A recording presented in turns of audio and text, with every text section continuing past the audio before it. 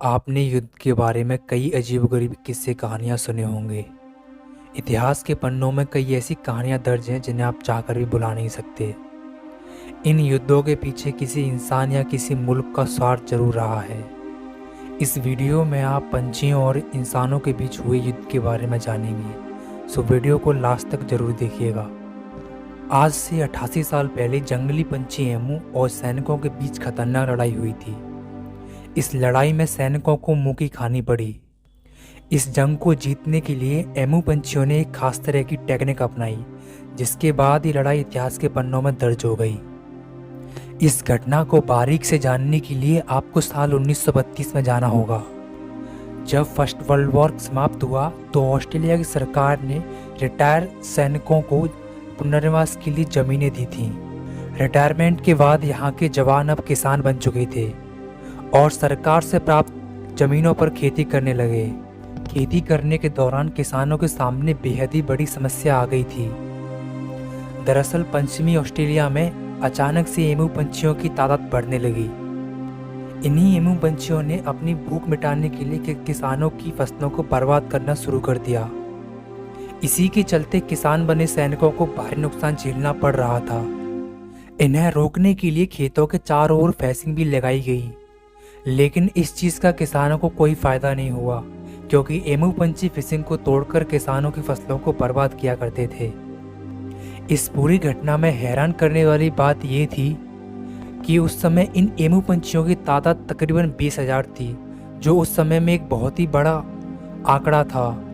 जब इस तरह की घटनाएं रोज होने लगीं, तो किसानों ने अपनी समस्याएं सरकार को सुनाई। इस समस्या की गंभीरता को देखते हुए ऑस्ट्रेलिया की सरकार ने किसानों की मदद के लिए मशीन गन से लैस सैनिकों की टुकड़ी को फसल की रक्षा करने के लिए भेजा। तारीख थी 2 नवंबर 1932, जब सरकार द्वारा भेजी गई सेना द्वारा एमू पंछियों के झुंड को भगाने के लिए सर्च ऑपरेशन शुरू किया गया। लेकिन सैनिकों को सफलता हाथ नहीं लगी, क्योंकि जवानों के हमला करने से पहले ही एमू पंछी वहां से भाग गए। लेकिन इस घटना के 2 दिन बाद सैनिकों ने 1000 एमुओं का झुंड देखा और मशीन गन से उन पर फायर करना शुरू कर दिया। लेकिन कुछ समय फायर करने के बाद जवानों की मशीन गन जाम हो गई। इस दौरान एमू सतर्क हो गए और वहां से भाग निकले, लेकिन फिर भी सैनिकों ने तकरीबन 12 एमुओं को मार गिराया था। इस घटना के बाद एमू बेहद सतर्क हो गए। ऐसा कहा जाता है कि एमुओं ने खुद को सैनिकों से बचाने के लिए छोटे छोटे समूहों में बांट लिया था।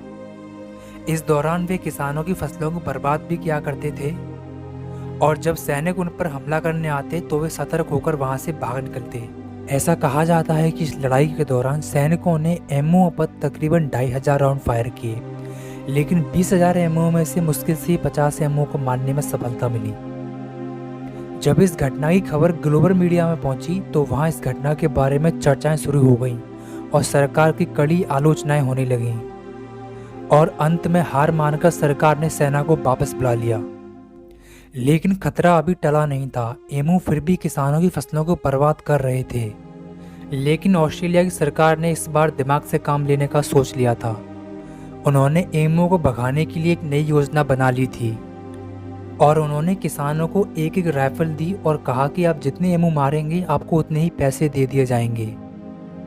अब किसान ऐसा ही किया करते थे। उन्हें जहां भी एमू दिखते वो उन्हें गोली से मार देते, और सरकार द्वारा जो भी पैसे मिलते वो उनसे अपना रोजगार चलाते। सरकार का ऐसा करने से फिर भी एमुओं की तादाद में कमी हुई और किसानों को थोड़ी राहत मिली। इस घटना को ऑस्ट्रेलिया के इतिहास में द ग्रेट एमू वॉर के नाम से जाना जाता है। सैनिकों द्वारा चलाए गए ऑपरेशन के इंचार्ज मेजर मर्डिन ने कहा था कि उनके पास भी अगर एमुओं की तरह सेना होती और वे गोली चला सकते तो वे दुनिया में किसी भी देश के सामने लड़ सकते थे। अगर वीडियो पसंद आया हो तो एक लाइक जरूर करें। मिलते हैं अपने अगले वीडियो में।